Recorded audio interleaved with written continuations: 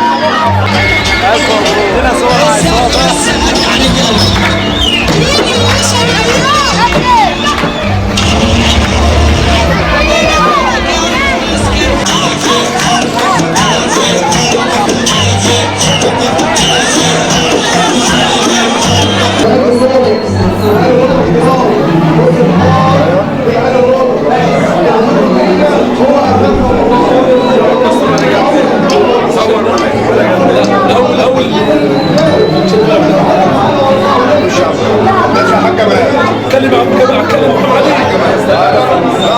ما ينفعش يتكلم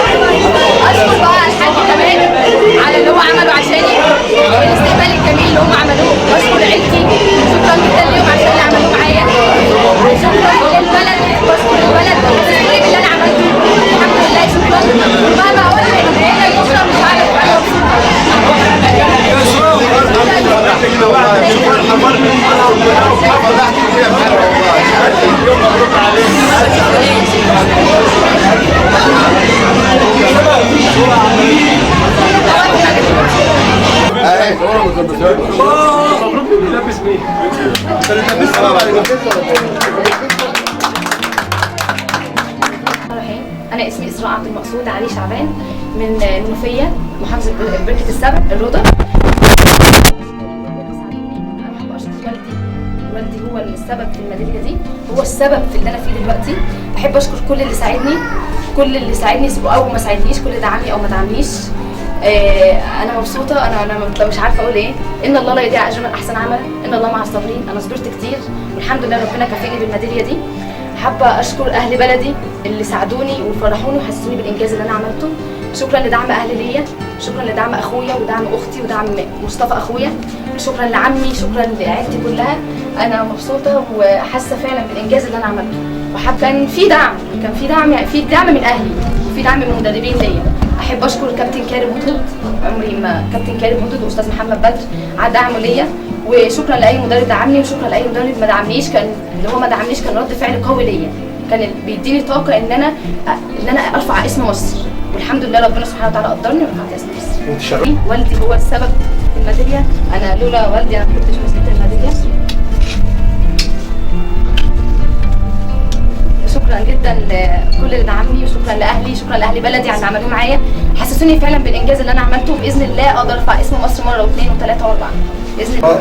الصراحه تعبت معايا قوي، كانت لعبه الكاراتيه مستمرة عندها 4 سنين.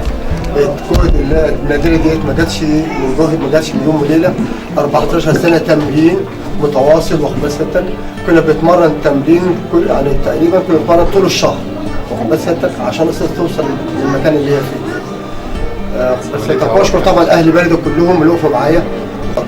بس انا بلعب في 74 بس حضرتك. ودي بنت انا يعني بادئ معاها من هي عندها 4 سنين. يعني انت المدرب والراعي الرسمي للاسره. يعني انا داعم لها. ما حدش مرني يعني والدي، يعني ما هو السبب حدش في اللي انا فيه. شكرا جدا. يعني برضه نشكر برضه الاتحاد المصري للقضاء. اشكر الاتحاد المصري للقضاء التقليدي، المستشار رامي المكاوي، شكرا على تشجيعه ليا ودعمه ليا. اشكر دكتور امل فاروق على تشجيعها ليا. اشكر كابتن كريم هدهد على دعمه ليا، والاستاذ محمد بدر على دعمه ليا، سينسي محمد فوزي عشان يوم البطوله برضه كان واقف في ظهري. بشكر كل حد دعمني وكل حد ما دعمنيش. شكرا محمد فوزي هو كان المدير الفني للمنتخب. شكرا جدا. وشكرا جزيلا وشكرا على بشكر الاستاذ جمال، شكرا على اللي عمله معايا، شكرا على الاستقبال الحلو اللي هو عمله لي، شكرا لاهل بلدي، شكرا جدا.